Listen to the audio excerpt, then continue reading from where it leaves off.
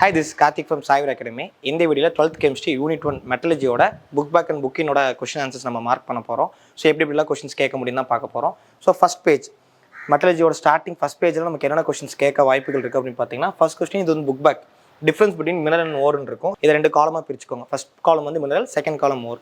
First காலத்தில் மினரலோட இதில் என்ன எழுதுவீங்கன்னா, all the minerals are not ஓர்னு எழுதுவீங்க. இங்கே வந்து என்னென்னா எல்லா ஒரு மினரல்னு சொல்லலாம். ஸோ அதனால் என்ன பண்ண போகிறோம்னா, இதில் மினரலில் செகண்ட் பாயிண்ட் என்ன சொல்லுவீங்கன்னா, இதில் மெட்டல் குவான்டிட்டி கம்மியாக இருக்கும், லோ அமௌண்ட். இங்கே வந்து ஹை அமௌண்ட்டில் இருக்குன்னு சொன்னீங்கன்னா இதுவே மேஜராக உங்களுக்கு 2 மார்க்ஸ் வந்துடும். இது இல்லாமல் என்ன பண்ணனா, பாக்ஸைட் தனியாக எழுதிக்கோங்க, சைனா கிளைன்னு எழுதிக்கோங்க. பாக்ஸிங்கிறது ஓர் ஆஃப் அலுமினியம் எழுதிக்கோங்க. அதே மாதிரி China clay is mineral of aluminium அப்படின்னு எழுதினீங்கன்னா ஒரு 3 பாயிண்ட்ஸ் ஆயிடுது. ஸோ உங்களுக்கு என்ன 2 பாயிண்ட் கிடச்சிடும். இதுக்கப்புறம் நமக்கு என்னன்னா, இது செகண்ட் கொஸ்டினாக உங்களுக்கு கேட்டிருப்பாங்க. What are the various steps involve இந்த எக்ஸ்ட்ராக்ஷன். அதில் ஃபஸ்ட்டு இந்த 3 பாயிண்ட் எழுதினா போதும். கான்சன்ட்ரேஷன் ஆஃப் ஓர், அதுக்கப்புறம் extraction of crude metal, refining of crude metal ஒரு 3 பாயிண்ட் எழுதினீங்கன்னா இதுவும் 2 மார்க்ஸ் உங்களுக்கு கேட்க வாய்ப்பு இருக்குது. இது புக் பேக் ஆன்சர். நெக்ஸ்ட்டு இந்த காலம்லேருந்து உங்களுக்கு என்னெல்லாம் கேட்க வாய்ப்பு இருக்குன்னா, ஒரு 1 மார்க்ஸ் உங்களுக்கு கேட்கலாம். இந்த காலம்லேருந்து என்னென்ன ஓஸ் எக்ஸாம்பிள் இங்கே உங்களுக்கு என்னென்னா O3 இருக்குது பார்த்தீங்களா. ஸோ இது என்னன்னா Fe2O3 it's a type of dash ஓர்னு கேட்பாங்க. இது ஆக்சிஜன் இருக்கனால இது ஆக்சைடு ஓஸ். இதேமாதிரி அடுத்து இங்கே SO4 இருக்கா, உங்களுக்கு இது என்ன சொல்லுவோம், சல்ஃபைடு ஓஸ்ன்னு வந்துடும். அதே மாதிரி பார்த்தீங்கன்னா இங்கே CO3 இருக்குது, இது கார்பனேட் ஓஸ். இதை பேஸ் பண்ணி நமக்கு என்ன 1 மார்க்ஸ் கேட்கலாம். சரி, வேறு எப்படி நமக்கு வரலாம் பார்த்தீங்கன்னா, இப்போ CuFeS2 is a type of dash ஓர்னு கேட்டால் நம்ம என்ன சொல்லலாம், சல்ஃபைடு ஓஸ். இது நம்ம இந்த பேஜில் இது ஒரு 1 மார்க்ஸை கேட்க முடியும். அதுக்கப்புறம் பார்த்தீங்கன்னா இந்த லைனுக்குள்ளே நிறையா உங்களுக்கு 2 மார்க்ஸ் ஒழிஞ்சிருக்கு. ஃபஸ்ட்டு வந்து பார்த்தீங்கன்னா புக் பேக்கில் உங்களுக்கு கேங் பற்றி கேட்டிருப்பாங்க. ஸோ அப்போ கேங் பற்றி இங்கே எழுதிருக்கலாம். என்னன்னா இங்கே இருக்கு பாருங்கள், ore associated with non metallic impurities, rocky material and siliceous material. இதான் வந்து ஃபஸ்ட் லைன் வந்து உங்களுக்கு கேங்குன்னு கேட்கலாம். அதுக்கப்புறம் இதில் என்னன்னா வாட் இஸ் கான்சன்ட்ரேஷன் ஆஃப் ஓர்னு கேட்பாங்க. அப்போ என்னன்னா இதே பாயிண்ட் திருப்பி எழுதிக்கோங்க. அதில் எக்ஸ்ட்ராவே எழுதுனா ரிமூவல் ஆஃப் அப்படின்னு ஒரு வார்த்தை மட்டும் போட்டிங்கன்னா அதுதான் உங்களுக்கு என்ன இருக்கும், கான்சன்ட்ரேஷன் ஆஃப் ஓர்னு வந்துடும். நெக்ஸ்ட்டு வேறு நமக்கு என்னெல்லாம் கேட்கலாங்கன்னா, what are the various steps involve இந்த கான்சன்ட்ரேஷன் ஆஃப் ஓர்னு கேட்டால் மொத்தம் 4 ஸ்டெப் இருக்கும். அது அப்படியே வரிசையாக எழுதிட வேண்டியதான். ஃபஸ்ட் ஹைட்ராலிக் வாஷிங், இல்லாட்டி கிராவிட்டி செப்பரேஷன், இல்லாட்டி ஃபோர்த் ஃபோட்டேஷன் நம்ம சொல்லலாம். அதுக்கப்புறம் லீச்சிங், அப்புறம் கடைசியாக மேண்டிக் செப்பரேஷன். இந்த 4 மெத்தட் நம்ம வந்து எழுதுகிற மாதிரி இருக்கும். இது என்ன various steps involve in concentration of ore. அங்கே பார்த்தது வேரியஸ் ஸ்டெப்ஸ் இன்வால்வ் இந்த எக்ஸ்ட்ராக்ஷன் இருக்கும். ரெண்டுக்கு டிஃப்ரென்ஸ் இருக்குது, கரெக்டாக பார்த்து எழுதிருங்க. ஓகே, கான்சன்ட்ரேஷன் ஆஃப் ஓரில் ஃபஸ்ட் என்னன்னா ஹைட்ராலிக் வாஷிங் கேட்கலாம். இதில் எப்படின்னா 2 விதமாக கேட்கலாம். How will you concentrate oxide ஓஸ்ன்னு கேட்கலாம். அப்படி இல்லாட்டினா how will you concentrate ose by gravity separation or hydraulic washing. இந்த ஒரு 1 2 3 4 5 பாயிண்ட்ஸ் இருக்கும். இது ஆக்சுவலி ஃபஸ்ட் எடுத்தோன்னா சிம்பிளாக உங்களுக்கு என்னென்ன ஃபஸ்ட்டு பிரின்சிபல் என்ன, அதுக்கப்புறம் வந்து இது யாருக்கான, இது எப்படி பண்ண போகிறீங்க, இது யாருக்கான ஓர்னு சொன்னாங்களே முடிஞ்சு. நெக்ஸ்ட்டு வந்து பார்த்துட்டிங்கன்னா உங்களுக்கு ஃபோர்த் ஃபோட்டேஷன் வரும். எதுக்கு டயக்ராம் நெசசரி இல்லை, மேபி அவங்க கேட்குறாங்க டயக்ராம் வரைங்கன்னு கேட்டால் நீங்கள் வரைஞ்சிக்கலாம். ஃபோர்த் ஃபோட்டேஷன் பொறுத்த வரைக்கும்னா இதை உங்களுக்கு புக் பேக்கில் ஒரு 2 மார்க்காக கேட்டிருப்பாங்க. வாட் ஆர் த ஓஸ், அதாவது which type of ores can be concentrate by froth flotation மெத்தட்னு கேட்பாங்க. அது ஒரு எக்ஸாம்பிள் என்னன்னு கேட்டிருப்பாங்க. இங்கே ஃபஸ்ட் லைன்லேயே இருக்குது பாருங்கள். இது வந்து என்ன, சல்ஃபைடு ஓஸை வந்து இதில் நம்ம ஃபோர்த் ஃபோட்டேஷன் மூலமாக கான்ஸ்டியூட் பண்ணலாம். அதுக்கு எக்ஸாம்பிள் ஜிங்க் பிளெண்ட், அதுக்கப்புறம் கெல்லனா நீங்கள் போட்டிங்கன்னா போதும். இல்லை இது வந்து வேறு என்னெல்லாம் கேட்கலாம் அப்படின்னா, ஃபோர்த் ஃபோட்டேஷன் பற்றி ஃபுல்லாக சொல்லுங்கள், இல்லாட்டி have will you concentrate sulphide hose அப்படின்னு கேட்டால் இது ஃபுல்லாக நீங்கள் எழுதுகிற மாதிரி இருக்கும். இது கீழே பார்த்தீங்கன்னா எக்ஸ்ட்ராவாக உங்களுக்கு என்னென்னா உங்களுக்கு இன்னொரு லைன் இருக்கும். என்னென்னா உங்களுக்கு இந்த இடத்துல ஸோ இங்கே வந்து என்னென்னா சோடியம் சைனேட் பற்றி கொடுத்துருப்பாங்க. இந்த சோடியம் சைனேட்டோட வேலை என்னென்னா it act as a depressing agent. இது வந்து என்னென்னா புக் பேக் கொஸ்டின் இருக்கும். டிஸ்கிரைப் த ரோல்னு சொல்லி 12th கொஸ்டினாக இருக்கும். அதில் 3rd கொஸ்டினோ 4th கொஸ்டினோ உங்களுக்கு கேட்டிருப்பாங்க. What is the role of sodium cyanide. Just நீங்கள் என்ன சொல்ல போகிறீங்க, it is used as a depressing agent in froth flotation process. இல்லாட்டி இதில் நமக்கு வந்து நிறைய 1 மார்க்ஸ் இருக்குடா. ஸோ இதில் ஃபுல்லாக நிறைய 1 மார்க்ஸ் வரும். என்ன கேட்கலாம் அப்படின்னா, இதில் யார் கலெக்டராக ஆக்ட் ஆகிறாங்க, அதுக்கப்புறம் இதில் யார் வந்து உங்களுக்கு ஃப்ளோட்டிங் ஏஜென்ட்டாக இருக்காங்க, இதெல்லாம் கேட்பாங்க. ஸோ கலெக்டர்னா உங்களுக்கு சோடியம் மெத்தில் ஜான்தேட் இருப்பாங்க. அதே மாதிரி ஃப்ளோட்டிங் ஏஜென்ட் பார்த்தீங்கன்னா பைனாயில் ஆயில், யூக்லிபிசைட். இது வந்து நமக்கு 1 மார்க்ஸை கேட்கலாம். மிச்சம் எல்லாமே நம்ம பார்த்துட்டோம். அதுக்கப்புறம் அப்படியே வந்தீங்க பார்த்தீங்கன்னா அடுத்து நெக்ஸ்ட் நமக்கு வந்து லீச்சிங். ஆக்சுவலி லீச்சிங் பொறுத்த வரைக்கும் என்னன்னா, what are the types of leaching கேட்கலாம். அப்போ நீங்கள் என்ன ஆல்கலை லீச்சிங், ஆசிட் லீச்சிங், அப்புறம் சைனல் லீச்சிங், அமோனியா லீச்சிங் எழுதிக்கலாம். இப்போ இது கீழே வந்து உங்களுக்கு என்னென்னா சைனல் லீச்சிங் பற்றி தனியாக கேட்கலாம், இல்லை ஆசிட் லீச்சிங் பற்றி தனியாக கேட்கலாம், அப்புறம் அமோனியா, அதுக்கப்புறம் ஆல்கலைன் தனித்தனியாக கேட்கலாம். இல்லை அப்படின்னா இது கூட இன்னொரு கொஸ்டின்ஸ் இருக்குது உங்களுக்கு. என்னன்னா சிமெண்டேஷன். இது one of the most important question. Cementation என்ன பண்ண போதும், இந்த 3 லைன் எழுதிருங்க. கூடவே இந்த ரியாக்ஷன்ஸ் எழுதி வச்சுக்கோங்க. ஸோ நம்ம சேஃபர் ஜோனுக்கு இருக்குது. பட் மேஜராக இது 3 தான் நமக்கு ரொம்ப இம்பார்ட்டன்ட். அது இல்லாமல் இந்த ரியாக்ஷன்ஸ் நம்ம சேர்த்து எழுதிக்கலாம். நெக்ஸ்ட் அதுக்கப்புறம் அமோனியா லீச்சிங் தனியாக கேட்க வாய்ப்பு இருக்குது. அடுத்து அல்கலை லீச்சிங் தனியாக கேட்கலாம். இல்லாட்டி என்னன்னா ஹவ் வில் யூ லீச் பாக்ஸிட் அப்படின்னு கேட்கலாம். ஏன்னா இங்கே பாக்ஸிட் பற்றி நம்ம பேசியிருப்போம் இங்கே. நெக்ஸ்ட் அதுக்கப்புறம் வந்து பார்த்தீங்கன்னா ஆசிட் லீச்சிங் கேட்கலாம். ஓகே, ஸோ கடைசி கான்சன்ட்ரேஷன் பார்த்தீங்கன்னா உங்களுக்கு மேக்னெட்டிக் செப்பரேஷன். இந்த மேக்னெட்டிக் செப்பரேஷன் அதே மாதிரி தான். How will you concentrate ferromagnetic ஓஸ்ன்னு கேட்கலாம். அப்படி கேட்குறப்ப இல்லாட்டி explain concentration of ore by magnetic separation இந்த மாதிரி நம்ம கேட்கலாம். இதுக்கு முடிஞ்ச வரைக்கும் டயக்ராம் வரைஞ்சிக்கோங்க. ஏன்னா அது ஃபோர்த் ஃபவுண்டேஷன் கொஞ்சம் டயக்ராம் ரொம்ப கஷ்டமாக இருக்குது. இது பிரச்சனை இல்லை, நீங்கள் வரைஞ்சி வச்சுக்கலாம். ஸோ வேறு இதுலேருந்து உங்களுக்கு 1 மார்க்ஸ் வாய்ப்புகள் கம்மி தான், பட் உங்களுக்கு 3 மார்க்ஸ் இது கேட்கலாம். அதுக்கப்புறம் வந்து பார்த்துட்டிங்கன்னா எக்ஸ்ட்ராக்ஷன் ஆஃப் க்ரூட் மெட்டல். இதுலேயே வந்து என்னென்னா write on the steps involve in extractions of crude மெட்டல்னு கேட்டால் என்ன சொல்லுவீங்கன்னா, first conversion of metal into metal oxide and reduction of metal oxide into metal. இது 2 பாயிண்ட் எழுதலாம். இது யாருக்குன்னா எக்ஸ்ட்ராக்ஷன் ஆஃப் க்ரூட் மெட்டலுக்கு நீங்கள் எழுதிடலாம். ஓகே. அதுக்கப்புறம் என்னென்னா இதில் நமக்கு என்ன பண்ணுவாங்கன்னா difference between roasting and calcination நமக்கு வந்து 2 மார்க்ஸ் கேட்கலாம். சிம்பிள், ரோஸ்டிங் கால்சினேஷன் தனியாக பிரிச்சிருங்க. இந்த பேஜில் அதான் கேட்பாங்க. ரோஸ்டிங் பொறுத்த வரைக்கும் heating below the melting point in presence of excess of oxygen, அவ்வளோதான். இங்கே என்னென்னா ஆக்சிஜன் இருக்கும், ஆனால் லிமிடெட் சப்ளையில் வச்சு ஹீட் பண்ணுவோம். இது ஃபார் சல்ஃபேடோஸ், இது ஃபார் கார்பனேட்டோஸ். இங்கே சல்ஃபேடோஸ் இருக்கிறனால இதில் கிடைக்கக்கூடிய கேஸ் என்னென்னா SO2 கேஸ். இங்கே கார்பனேட்டோஸ் இருக்கனால இதில் கிடைக்கக்கூடிய கேஸ் என்னென்னு பார்த்தீங்கன்னா உங்களுக்கு கார்பன் டை ஆக்சைடு கிடைக்கும். இது அப்படியே எழுதினே ஒரு 3 பாயிண்ட் ஆச்சு உங்களுக்கு. இவ்வளோ தான். இது வந்து ரோஸ்டிங் அண்ட் கால்சினேஷனோட டிஃப்ரென்ஸ். இது இந்த பேஜில் கேட்கலாம். அப்படியே நெக்ஸ்ட்டு இந்த பேஜ் நீங்கள் வரீங்க அப்படின்னு பார்த்துட்டிங்கன்னா உங்களுக்கு ரோஸ்டிங் அண்ட் கால்சினேஷன் வரும். இல்லை இதில் வேறு எப்படி 1 மார்க்ஸ் நம்ம கேட்கலான்னு பார்த்தீங்கன்னா இந்த ரியாக்ஷன் கொடுத்துருவாங்க. இந்த ரியாக்ஷன் பார்த்தீங்கன்னா இப்போ என்ன இருக்குது, PbCO3 gives என்னது PbO + CO2 இருக்கா. இது என்ன ரோஸ்டிங்காக கால்சினேஷனாக யாரோட ரியாக்ஷன் கேட்கலாம். இந்த மாதிரி நம்ம கேட்கலாம். ஸோ பார்த்து வச்சுக்கோங்க. அதுக்கப்புறம் இப்போ நம்ம ரோஸ்டிங் கால்சினேஷன் முடிச்சாச்சு. இது வந்து எதோட டைப்னா reduction of metal into metal oxide 2 method தான், ரோஸ்டிங் கால்சினேஷன். அது எழுதிப்போமா. இப்போ என்னன்னா அந்த மெட்டல் ஆக்சைடை ரெடியூஸ் பண்ண போகிறோம் மெட்டலாக. அதுக்கு என்னென்ன ஸ்டெப்ஸ் வரப்போகுது, என்னென்ன மெத்தட்ஸ் இருக்குன்னு பார்த்தீங்கன்னா ஸ்மெல்ட்டிங். இதில் என்னென்னா இதில் ஒரு 2 மார்க் புக் பேக்கோட ஒழிஞ்சிருக்கு. என்னென்னா வாட் இஸ் ஃப்ளக்ஸ்ன்னு கேட்டிருப்பாங்க.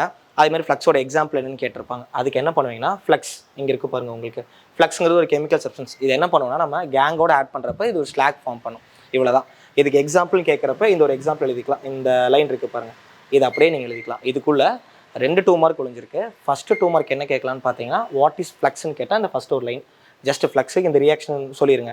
ஃப்ளக்ஸையும் கேங்கையும் நீங்கள் ஆட் பண்ணுறப்போ உங்களுக்கு என்ன கிரியேட் ஆகும், ஸ்லாக். அவ்வளோதான். இது ஒரு கொஸ்டின் ஃப்ளக்ஸுக்கு. இதுக்கு எக்ஸாம்பிள்னு கேட்குறப்ப இது எழுதிக்கலாம். என்ன சொல்லலாம்னு பார்த்தீங்கன்னா ஒரு இந்த ரியாக்ஷன் நம்ம என்ன பண்ண போகிறோம்னா இதில் யார் ஆட் பண்ணியிருக்கோம், ஃப்ளக்ஸாக வந்து பார்த்தீங்கன்னா குவிக்லைம் ஆட் பண்ணுறோம் அப்படின்னு ஒரு வார்த்தை சொல்லலாம். இது ஒரு எக்ஸாம்பிளாக கூட வரலாம். இதில் 3rd கொஸ்டினாக கேட்டிருப்பாங்க what is the role of limestone in extraction கேட்டிருப்பாங்க. அதுக்கு நீங்கள் என்ன பண்ணலாம்னா இதே லைன் இந்த 2 பாயிண்ட்டு திருப்பி எழுதிக்கலாம். இந்த 2 லைன் வருது பார்த்தீங்களா, எழுதுனா போதும்.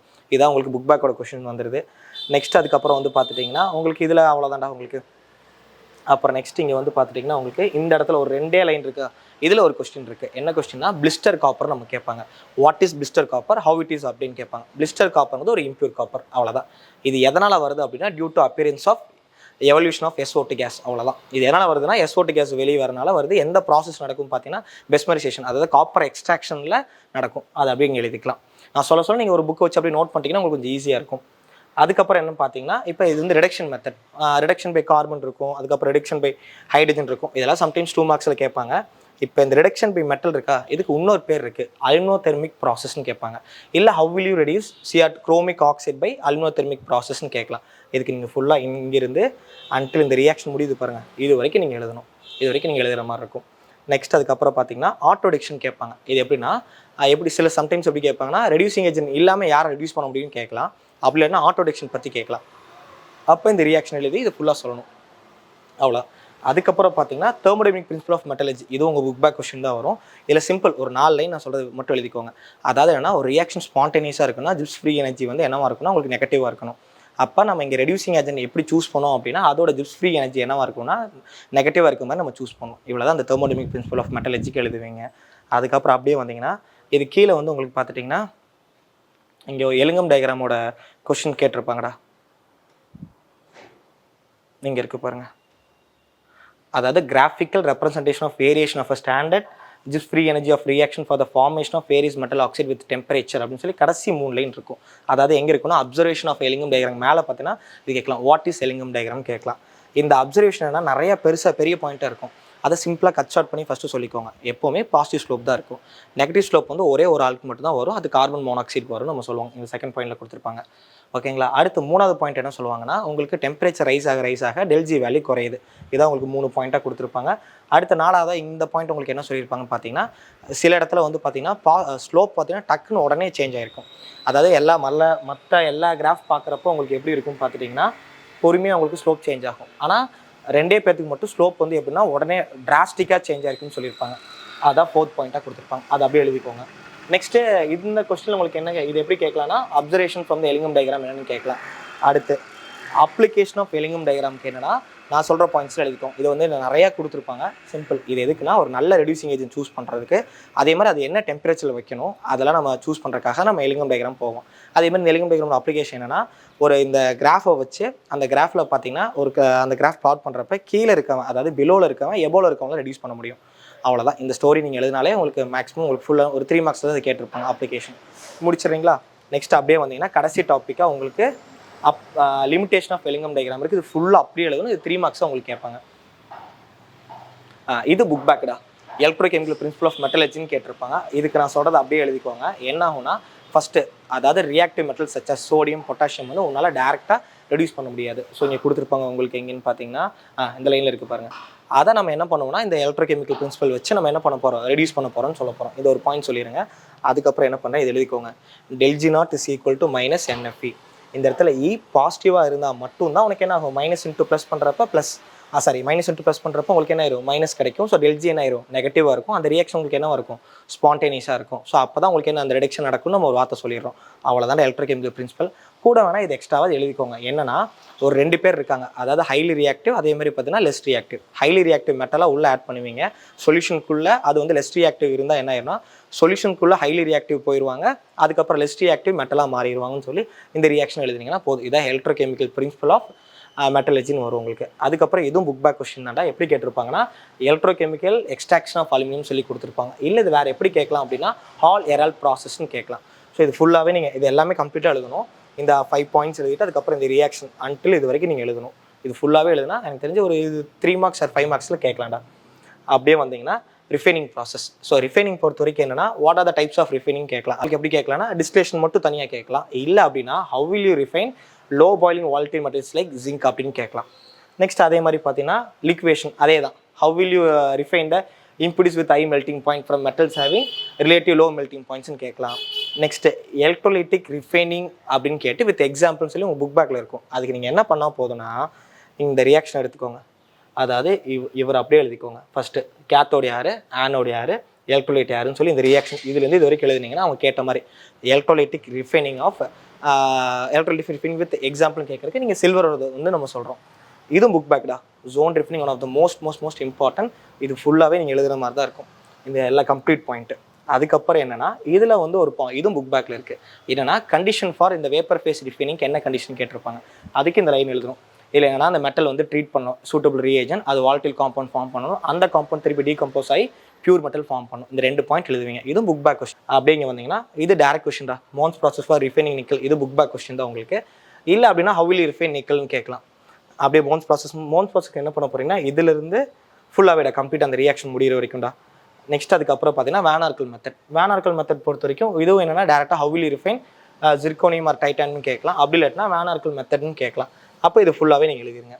நெக்ஸ்ட்டு இதுவுமே நமக்கு புக் 2ல் ஏதோ இருந்தால் உங்களுக்கு புக் பேக் ஒன்று இருக்கும். ஒன்று வந்து புக்கிங்கில் நம்ம படிச்சுக்க வேண்டியதான். அதுக்கப்புறம் அப்ளிகேஷன் இதில் நிறைய அப்ளிகேஷன் கொடுத்துருப்பாங்க. அதில் ஜிங்க் மட்டும்தான் உங்களுக்கு புக் பேக். மீதி எல்லா அப்ளிகேஷன் நீங்கள் படிச்சுக்கிற மாதிரி இருக்கும். இதுலேருந்து 1 மார்க்ஸும் கேட்கலாம். இவ்வளோ தான் மெட்டலர்ஜியோட கொஷின்ஸ். இதில் எக்ஸ்ட்ராவாக உங்களுக்கு என்னென்னா 2-3 கொஷின் மட்டும் நம்மளாக க்ரியேட்டிவாக எழுதுகிற மாதிரி இருக்கும். நம்ம யோசிச்சு எழுதுகிற மாதிரி இருக்கும். அதில் என்னென்னா கண்டிஷன் சாட்டிஸ்ஃபை ஆகுமா இல்லைன்னு மட்டும் நீங்கள் என்ன பண்ணலாம் அப்படின்னா எங்களோட அகாடமியோட கைடோட மெட்டீரியல் நம்ம போட்டிருப்போம்.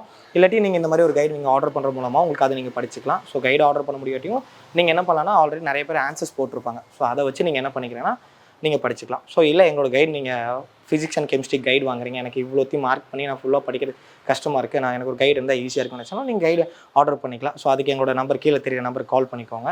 இல்லை saiviraguides.in அதில் போய் கெமிஸ்ட்ரி இல்லாட்டி ஃபிசிக்ஸ் கைடு நீங்கள் ஆர்டர் பண்ணிக்கலாம். இதே மாதிரி எவ்ரி லெசன்ஸ் நாங்கள் போடுறோம். அதுக்கு நீங்கள் ஒரே ஹெல்ப் பண்ணால் போதும். இந்த வீடியோ உங்கள் ஃப்ரெண்ட்ஸ் எல்லாத்தையும் ஷேர் பண்ணுங்கள். அப்போ தான் அவங்களும் வந்து பார்ப்பாங்க. ஜஸ்ட் எங்களுக்கு கொஞ்சம் வியூஸ் போகிறப்ப எங்களுக்கு கொஞ்சம் ஜஸ்ட் ஒரு பூஸ்ட் ஆகும். அவ்வளோதான். நிறைய பேர் பார்க்குறாங்க அப்படின்னு சொல்லிட்டு ஸோ நிறைய டைம் ஸ்பெண்ட் பண்ணுறப்ப நீங்கள் பார்த்து உங்களுக்கு இது யூஸ்ஃபுல்லாக இருக்கும் போது தான் நாங்கள் திருப்பி நிறைய வீடியோஸ் போட முடியும். ஸோ நீங்கள் என்ன பண்ணுங்கன்னா உங்கள் ஃப்ரெண்ட்ஸுக்கு ஷேர் பண்ணிடுங்க. இதே மாதிரி அடுத்த ஒரு லெசனில் நம்ம பார்க்கலாம். Until then, bye from Karthik.